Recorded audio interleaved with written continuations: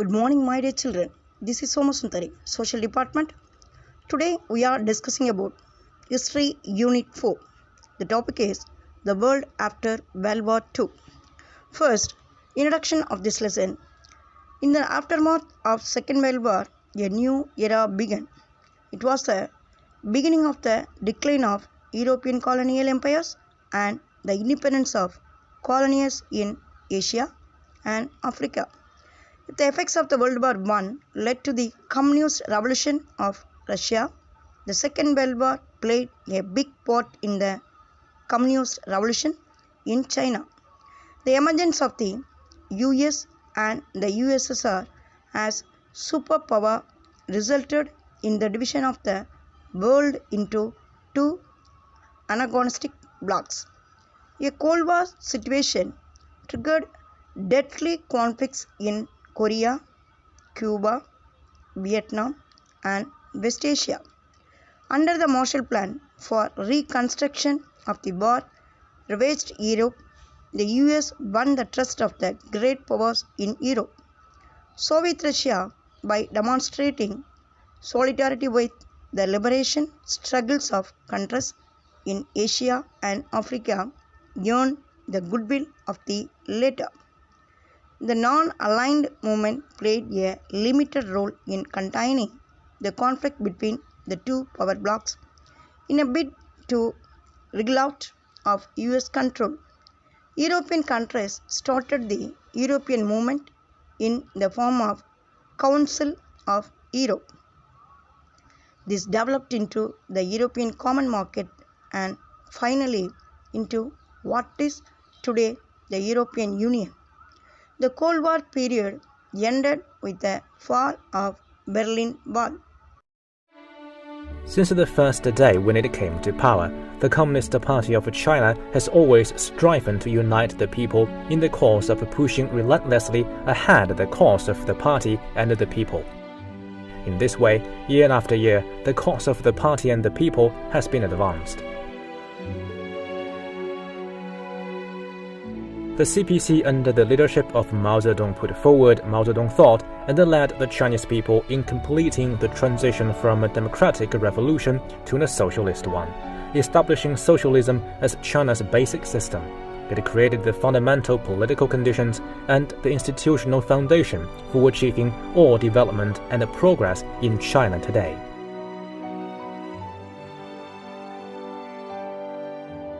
The CPC led by Deng Xiaoping opened up a new era of socialist development for China. It clarified the basic issues relating to building, consolidating, and developing socialism in China, set up a Deng Xiaoping theory, and created socialism with Chinese characteristics.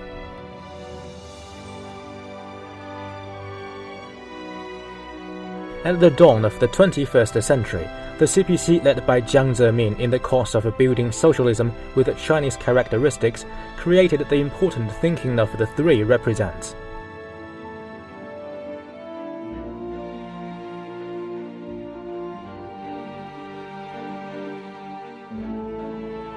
Led by Hu Jintao, the CPC formed a scientific outlook on development which put people first and aimed at achieving growth that was comprehensive, coordinated, and sustainable. It further developed socialism with Chinese characteristics, taking it to a new historical starting point. The CPC led by Xi Jinping has provided a systematic answer to the questions of what form of and how socialism with Chinese characteristics should be adopted and developed for the new era.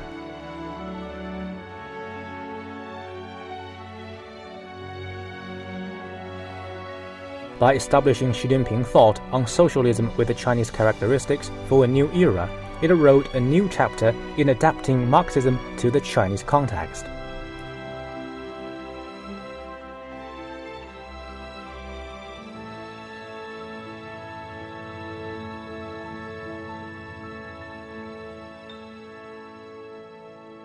On the morning of August 21, 2019, Xi Jinping arrived in Fumin New Village in Gulong County during an inspection tour of Gansu Province. People who heard the news of his arrival crowded both sides of the road, cheering him. Within a matter of few minutes, this narrow country road was transformed into a scene of joy.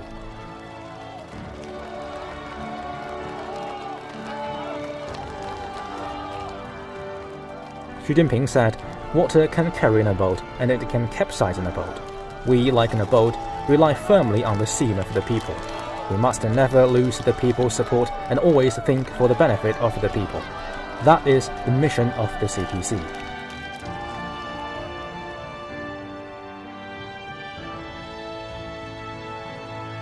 The Communist Party of China has, since the beginning of its struggle, served the people wholeheartedly. Even greater victories lie ahead for those who would adhere to the scientific guidance of Xi Jinping thought on socialism with the Chinese characteristics for a new era, who follow the strong leadership of the CPC Central Committee with Xi Jinping as the core, and who believe in the common aspirations shared by the entire party and the people of the whole. Now, we are discussing Chinese Revolution. China in the pre-war period. In its long history, Chinese Revolution was more advanced than that of Europe, but by the end of the 19th century, its progress had halted. The Manchus, the ruling dynasty, had governed China since about 1650. The entire administration system was in the hands of bureaucracy of scholar officials called mandarins, who came from the landed gentry. The mass of peasant population was poverty-stricken and suffered from high rents, high taxes, and shortage of land. There was very little industry, though some railways and engineering works had been built. Discontent with the political and economic system resulted in a number of peasant uprisings. The Taiping Rebellion 1852-64 was a major rebellion. In the two Opium Wars, the first Opium War in 1832 and second Opium War in 1848, China was defeated and was compelled to open its ports and Western powers. The opening of China to Western imperialism led to economic exploitation and the impoverishment of the Chinese people. The European presence produced a profound hatred of foreigners. This combined with military defeat led to more pressing demands for reforms from the Western educated intellectuals. In 1898, the young emperor initiated a series of reforms known as the 100 Days of Reform. But these reforms aroused tremendous opposition from the powerful conservatives and the Dowager Empress Zuzi. She imprisoned the emperor and reversed the reforms. The Chinese Revolution 1911. The disintegration of the Manchu dynasty began with the death of Dowager Empress in 1908. The Emperor Dowager died in 1908. The new emperor was 2 years old and provincial governors began to assert their independence. In October 1911, the local army mutinied and the revolt spread. Provincial governors removed the Manchu garrisons and proclaimed their independence. Already there were a few middle-class leaders. Dr. Sun Yat-sen was one among them. On hearing the news of the rising in a newspaper in the United States, Sun Yat-sen arrived in Shanghai and was immediately elected provisional president of the new Chinese Republic. Dr. Sun Yat-sen, born in poor family near Canton. Dr. Sun Yat-sen, the father of modern China, was educated in a mission school and became a Christian. He was then trained as a doctor of medicine in Hong Kong. Evincing interest in politics, he took part in the rising against the Manchus in 1895. In 1905, he founded in Tokyo the political party which in 1912 became the Kuomintang or the National People's Party. Dr. Sun Yat-sen's three principles were nationalism, democracy, and people's livelihood, with socialism as the ultimate object. What are the principles of Dr. Sun Yat-sen? Nationalism, democracy, socialism. Yuan, Shi, Ke, and AFTA. The unity of China under Yuan Shikai lasted for 4 years. On his death in 1916, a new president was appointed for the next 12 years, but the government was central only in name. Next, Communist Party of China. With the revolution of breakup old society, Confucian thought was generally sidelined, and after the Russian Revolution of 1917, the idea of Marx and Lenin became popular among the intellectuals. In 1918, a society for a study of Marxism was formed in Peking University among the students who attend the Mao Zedong. Who was Mao Zedong? The Mao Zedong was born in Hunan in southeast China. His father was a wealthy peasant and firm supporter of the Manchus. Mao was very fond of reading, soon showed the ability and entered the junior college of Changsha. This was the year 1911 when the revolution had broken out of China. Mao joined the Revolutionary Army but soon left, enrolled in the Teachers' Training College in Changsha. In the following year, Mao began his full-fledged political activities of Hunan and emerged the staunch communist.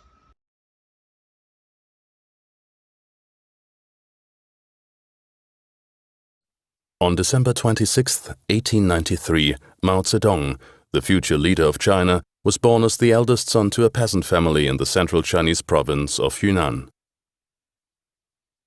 In 1918, through the help of his teacher, he became an assistant librarian at Beijing University. He came into contact with Li Dazhao, one of the most important early Chinese Marxists and co-founder of the Communist Party of China.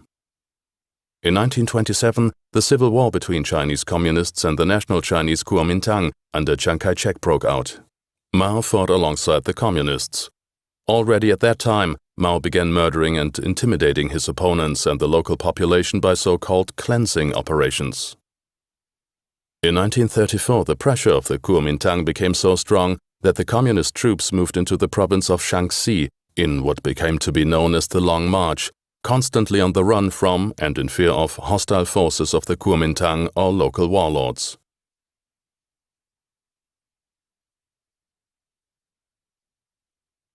During the Long March, Mao fought his way up to leader of the Communist Party of China.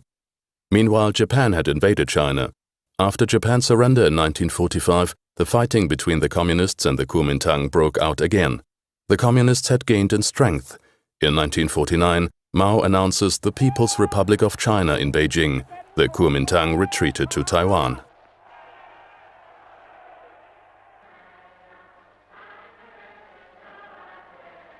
Now we are discussing Chiang Kai-shek.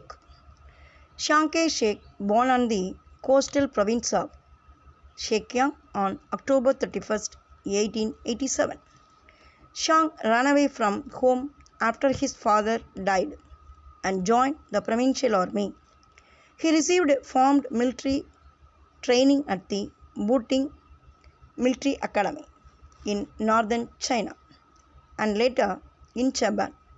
When uprising against the Manchu dynasty broke out in China in 1911, Chiang returned to home and joined the struggle, which ended in the overthrow of the Manchus and formation of a Chinese republic.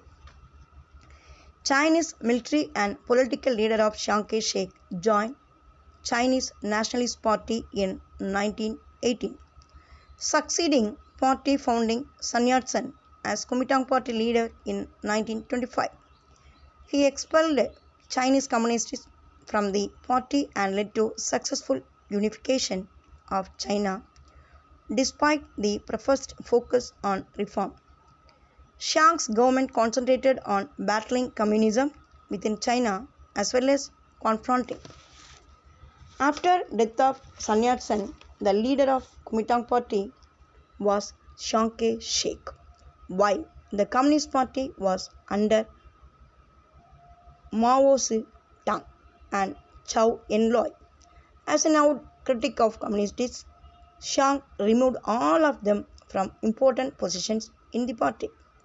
The communists increased their influence among the workers and peasants and obtained recruits for their army. The Kuomintang represented the interest of the landlords and capitalists. In 1928, he was successful in capturing Peking. Once again, there was a central government in China. Mao as organizer of peasants. Mao had understood that the Kuomintang grip on the towns was very strong, so he concentrated his energies on organizing the peasantry. A few hundred communists led by Mao retreated into the wild mountains. Here they stayed for next 7 years. As the army of Mao was gradually growing, the Kuomintang was unable to penetrate the mountains. The campaign against the communists was distracted as Chiang Kai-shek had to deal with the constant threat from Japan and also the attack from warlords. The Long March 1934. As Chiang Kai-shek had built a circle of fortified posts around the communist positions, Mao wanted to move out of Hunan for safer territory. By 1933, Mao had gained full control of the Chinese Communist Party. In 1934, the Communist army of about 1 lakh set out of the Long March. This march has become legendary. Of the 1 lakh who set out, only 20,000 finally reached northern Chennai late in 1935. After crossing nearly 6,000 miles, they were soon joined by the other communist armies. By 1937, Mao had become the leader of over 10 million people. Next, Japanese aggression. Japan continued to occupy with North Chinese province while developing Manchuria as a military base. Mao believed that the Chiang Kai-shek was necessary for some time to hold together Kuomintang to fight the Japanese. As a consequence of this pragmatic policy, the attacks on the communists gradually stopped.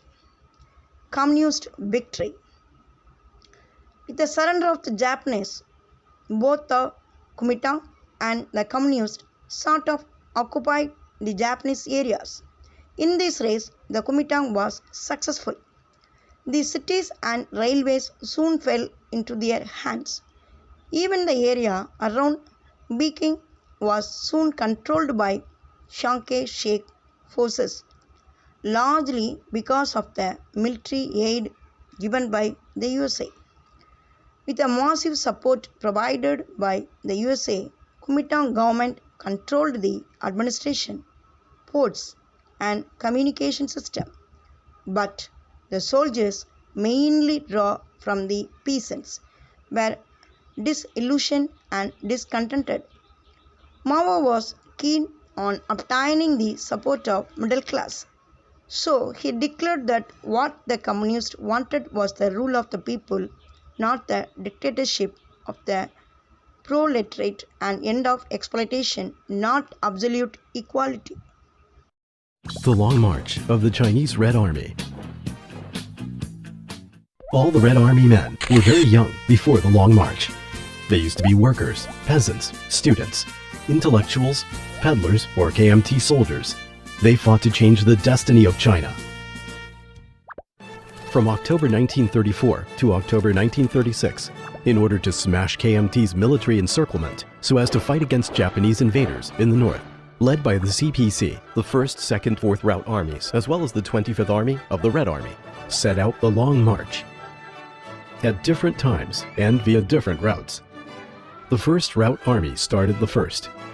When breaking through KMT's 4th blockade line, they fought bloody battles, with the number dropping from 80,000 to 30,000. They indeed suffered great losses in fierce battles. Zun-Yi meeting was held on January 15, 1935. New military leadership was established. New strategy reversed the passive situation. After crossing the Chishui River for 4 times and crossing the Jinsha River, the Red Army broke out enemies' encirclements. However, the path ahead was extremely dangerous. The Luding Bridge over Dadu River consisted of 13 iron chains. The bridge floor was removed. 22 warriors climbed the chain at the risk of a hail of bullets and stormed the opposite bank. Snow mountains at the eastern edge of Qinghai Tibet Plateau are notorious for severe cold, oxygen deficit, and constant windstorms. The Red Army climbed over 8 mountains, each with an elevation over 4,000 meters. Full of swamps, Songpan grassland is virtually uninhabited, with virtually no food in the stomach. About 10,000 soldiers died there. From autumn 1934 to October 1936, the Red Army overcame innumerable trials and hardships during the 12,500 km maneuver. They finally broke through KMT's pursuit and interception, joined forces in contiguous area of Shanxi-Gansu-Ningxia border area, and boldly drove into the front line to resist Japanese invaders 13 years after the Long March. The PRC was founded in 1949.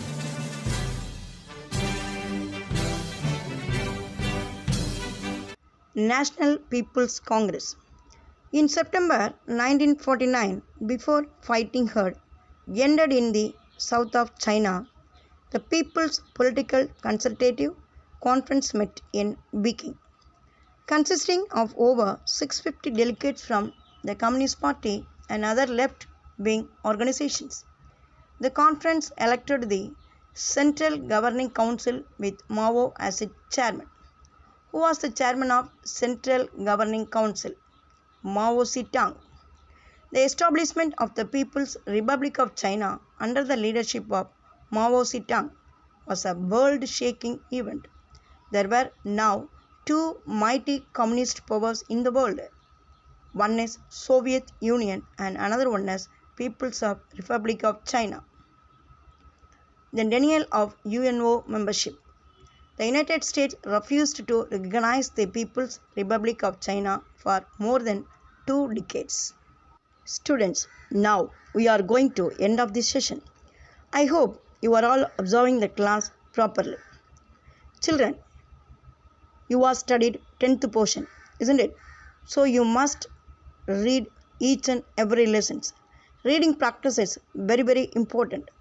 So you must read properly. Tomorrow homework. Read 2 times today's topic. Tomorrow I will ask few questions from Chinese Revolution. So read properly. Okay? Thank you children. See you next class.